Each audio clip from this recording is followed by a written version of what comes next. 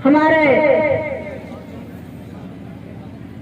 क्रांतिकारी बिरसा मुंडा, टंटिया मामा, खजा नायक, रानी काजल,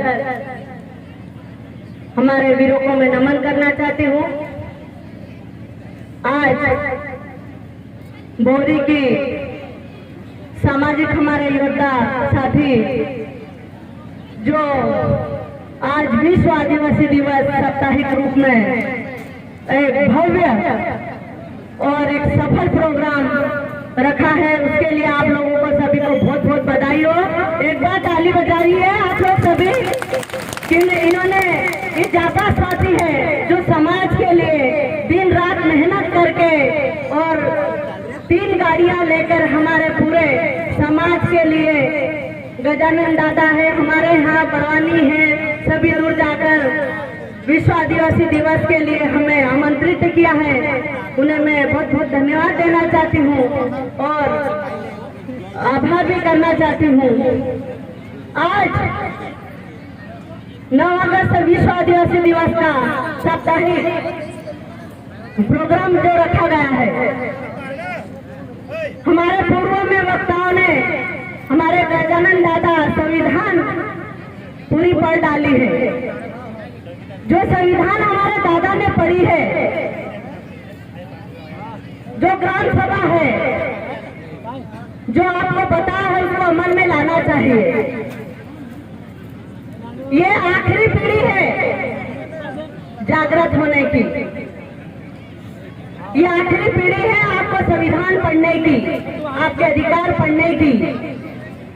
और आज आप संविधान नहीं पढ़े, ग्राम सभा को नहीं समझ पाए, तो यह आदिवासी यहीं खत्म हो जाएगा। आज हमारे दादा ने बहुत सारे पॉइंट पे बात कर दी है, लेकिन कुछ शब्द ऐसे हैं जो मुझे दोहराना है।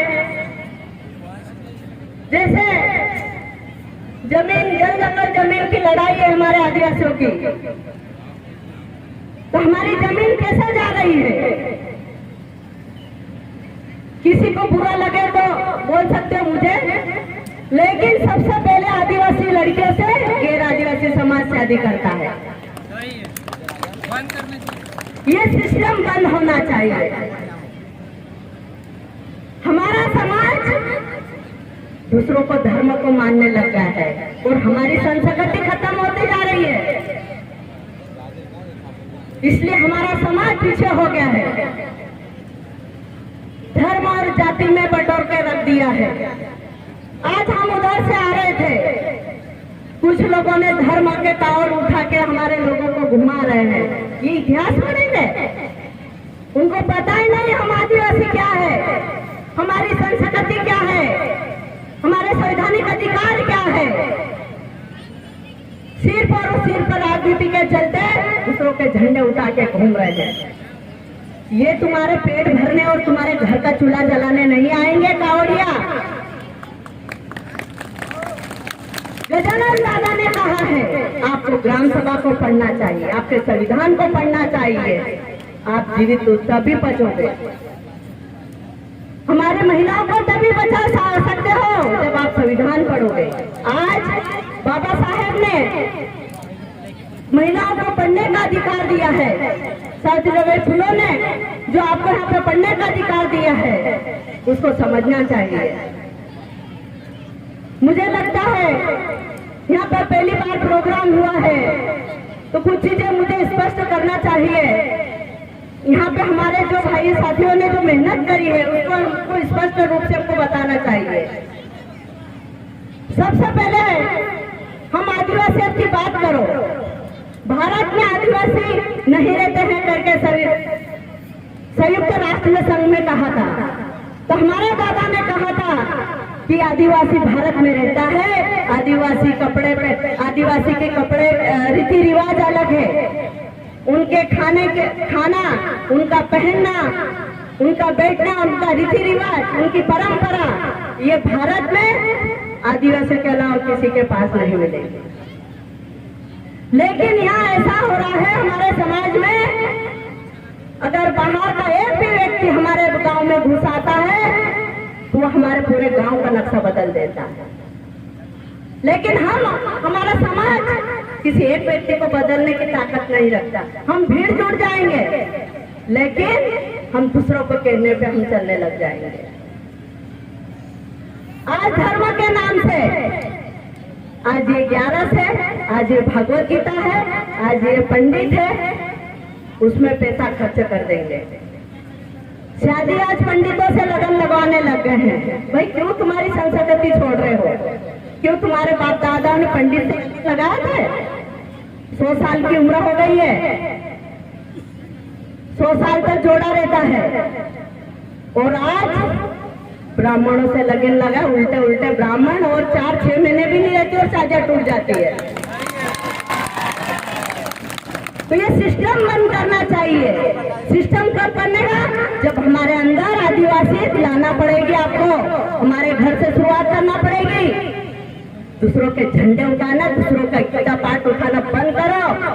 जो आपकी संस्कृति है उसको जिंदा रखो। ये हमारे महापुरुष है, इन्होंने जल जंगल जमीन और आदिवासी को बचाने के लिए पूरे कुर्बान हो गए। तो इनके विचारों पे हमको चलना चाहिए, दूसरों के विचारों पे नहीं चलना चाहिए। समझ रहे हो मैं क्या बोल रही हूँ? आप आदिवासी पावरफुल हो, आपको संविधान में अधिकार दिया है। दादा ने कहा पैसा एक कानून ग्राम सभा का पावर है, आप उसको पालन करके एसडीएम और कलेक्टर को नीचे बिठा सकते हैं। एसपी को आपकी बात मानना पड़ेगी, कलेक्टर को आपकी बात मानना पड़ेगी। जब आप संविधान में अनुच्छेद पढ़ के आप उससे लड़ सकते हो अधिकार के लिए। आज सरकार की नीतियां हमारे खिलाफ में हो गई, आदिवासियों के खिलाफ में। आज हमारी महिलाओं के साथ में अन्याय अत्याचार होता है, बलात्कार होता है, लेकिन सरकार में गुंडे बैठे हैं, हमारी कोई सुनवाई नहीं होती है। लेकिन मैं कहती हूँ आप में ताकत है तो थाने पे जाके सीआई और एसपी को बाहर करके आप न्याय कर सकते हो। ग्राम सभा की बात है, ग्राम सभा में पहले के लोग झगड़ा गांव में तोड़ते थे और अभी पुलिस थाने पे जाने लग गए। दोनों तरफ से पैसा ले लेंगे और बैठ जाए, मजदूरी करके पैसा कमा के। या पुलिस साथी भी होंगे जो ड्यूटी दे रहे होंगे, अन्यथा मत लेना, आपने करा हो या नहीं करा हो, लेकिन ये सिस्टम चल रहा है कानून का। ये आपको समझना चाहिए कि आदिवासी को बेवकूफ बनाना बंद करें। हम हैं, ये समाज जागेगा, ये पीढ़ी जागेगी और बोलेगी और आपसे लड़ेगी और सरकार बदलने की ताकत भी रखता है। हमारे गुना में कुछ समय पहले घटना घटी थी जमीन के विवाद में। हमारे आदिवासी जमीन के एक गैर आदिवासी छिंदा था, उसको लेकर आप लोगों ने सुना भी होगा। जिंदा उस महिला को खेत में जला दिया। ये बहुत दर्दनाक घटना है। दादा ने कहा है कि पूरे मध्य प्रदेश की जमीन आज प्रदेश सरकार, केंद्र सरकार हमारी छीन रही है। एक आदिवासी बेटी बचाना पड़ेगा आपको और एक हमारी जमीन बचाना पड़ेगी, हमारी संस्कृति बचाना पड़ेगी, तब इस भारत देश में आदिवासी रहेगा।